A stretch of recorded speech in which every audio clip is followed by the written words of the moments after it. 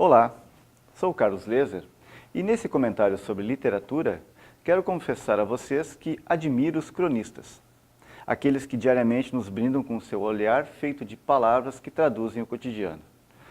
O escritor mineiro Afonso Romano de Santana, em um texto seu intitulado O Cronista é um Escritor Crônico, escrito para o jornal O Globo, nos diz o seguinte, abre aspas, o que é um cronista? Luiz Fernando Veríssimo diz que o cronista é como uma galinha, bota seu ovo regularmente. Carlos Eduardo Novaes diz que crônicas são como laranjas. Podem ser doces ou azedas e ser consumidas em gomos ou pedaços na poltrona de casa ou espremidas na sala de aula. Já andei dizendo que o cronista é um estilita. Não confundam por enquanto com estilista. Estilita era o santo que ficava anos e anos em cima de uma coluna no deserto, meditando e pregando. São Simeão passou 30 anos assim, exposto ao sol e à chuva. Claro que de tanto purificar seu estilo diariamente, o cronista estilita acaba virando um estilista. O cronista é isso, fica pregando lá em cima de sua coluna no jornal. Por isso, há uma certa confusão entre colunista e cronista, assim como há outra confusão entre articulista e cronista. O articulista escreve textos expositivos e defende temas e ideias. O cronista é mais livre dos redatores de um jornal. Ele pode ser subjetivo, pode e deve falar na primeira pessoa sem envergonhar-se. Seu eu, como o do poeta, é um eu de utilidade pública. Que tipo de crônica escrevo? De vários tipos. Conto casos, faço descrições, anoto momentos líricos, faço críticas sociais. Uma das funções da crônica é interferir no cotidiano. Claro que essas que interferem mais cruamente em assuntos momentosos tendem a perder sua atualidade quando publicadas em livro. Não tem importância. O cronista é crônico, ligado ao tempo, deve estar encharcado, doente de seu tempo e, ao mesmo tempo, pairar acima dele. Assim disse, fechando aspas, Afonso Romano de Santana. Muito bem, então o cronista deve estar ligado ao seu tempo.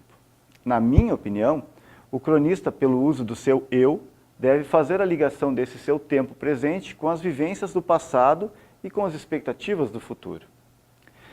Várias mídias abrigam cronistas: jornal, rádio, televisão, internet. Vários escritores se abrigam na crônica e fazem dela um momento onde as palavras servirão ao propósito de informar, de criticar, de alegrar e distrair. Eles que também escrevem poemas e romances. Machado de Assis, em Crônicas Escolhidas, escreve em uma crônica sobre a crônica intitulada O Nascimento da Crônica. Várias vezes a palavra crônica, mas é o seguinte: há um meio certo de começar a crônica por uma trivialidade. É dizer, que calor, que desenfreado calor. Disse isso agitando as pontas do lenço, bufando como um touro ou simplesmente sacudindo a sobrecasaca. Resvala-se do calor aos fenômenos atmosféricos. Fazem-se algumas conjecturas acerca do Sol e da Lua, outras sobre a febre amarela. Manda-se um suspiro a Petrópolis e está começada a crônica. Assim, Machado de Assis começaria a sua crônica. Assim, iniciamos falando, por exemplo, de um passado repleto de trens e liberdade, para em outra frase perguntarmos por onde afinal foi a nossa infância, ou a infância do tempo. A crônica se serve da alma do cronista. Me recordo que quando adolescente adorava os livros de uma coleção chamada Para Gostar de Ler, onde 4 escritores ou mais e cronistas se revezavam em histórias muito gostosas. Carlos Drummond de Andrade, Fernando Sabino, Paulo Mendes Campos, Rubem Braga, por exemplo, estavam nesse livro. Hoje continuo lendo crônicas, principalmente aquelas dos nossos escritores montenegrinos. Ótimas crônicas, por sinal. Não deixe de lê-los sempre que a oportunidade surgir.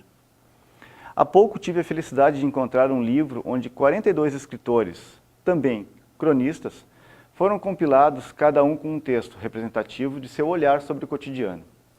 Um livro que me trouxe a ideia e a disciplina de ler uma crônica por dia, como num jornal. E confesso que está sendo uma delícia de leitura. O livro da editora Companhia das Letras, cuja crônica foi organizada pelo jornalista Humberto Werneck no ano de 2005, chama-se Boa Companhia. Porque, no fundo, é isso que uma boa crônica é. Uma boa companhia. E para quem ainda se lembra da coleção Para Gostar de Ler, é possível encontrá-lo em sebos, em livrarias, também uma boa leitura de cronistas. Certo? Um abraço a todos e até a próxima.